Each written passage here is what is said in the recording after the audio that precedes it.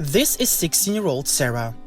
She's very irritable, feels sad all the time, and doesn't seem to be able to enjoy herself anymore. Nothing interests her. Sarah was diagnosed with depression. And she isn't alone. Mental health problems are frequent in young people, can begin early, and may predict diagnosis in adulthood. 18% of children and adolescents in Germany suffer from emotional and behavioral problems. That's 1 out of every 5 children. Again, 1 out of every 5 children. Let that sink in.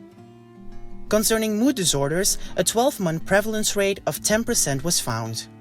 Here researchers see an increasing risk starting at the age of 13, especially for girls.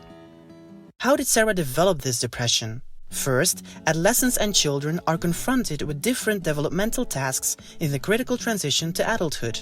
Sarah has to learn to be independent from her parents, try to form her own identity, and so much more. Second, individual and interpersonal risk factors can play a crucial role in the development of psychopathology. One of the first risk factors for Sarah's psychopathology can be the mental and physical health of her parents. Children of depressed or ill parents are more likely to experience depression. Her genetics and the fact that she's a girl in puberty can also play a role. Girls are twice as likely to experience depression, and puberty is a period of intense hormonal changes.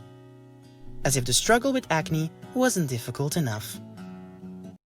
Luckily, Sarah can also have protective factors. The first one is self-efficacy. We can describe this as a trait defined by personal competence and the ability to cope with stress. How does Sarah manage to stay calm during a test or when she has to work together with the cute guy in her class? The next protective factor is a good family climate. This is characterized by close emotional relationships where family members support each other and spend time together. Sarah's loving grandmother works in her favor. The last protective factor is social support. This can be described as having someone who listens and gives support outside of the family. Examples are Sarah's friends, teachers, or other caregivers. These factors don't only have an effect on the initial depressive symptoms, but also on the development of these symptoms over time. Sarah's best friend will not only protect her from developing a depression, but will also help her to recover from it. Interaction between these factors is also possible. A protective factor can be a moderator between the risk factor and the psychopathology. Again, Sarah's good friend can protect her from getting depressed when her mother is, for example, severely ill. On top of that, Sarah could become more resilient. This is because resilience can arise from the several protective processes. Resilience could be beneficial for her development. Enough reasons to be grateful she has a bestie. This knowledge is important for prevention and intervention. It can help Sarah recover from her mental health problems, so she can enjoy herself and talking to the cute guys again.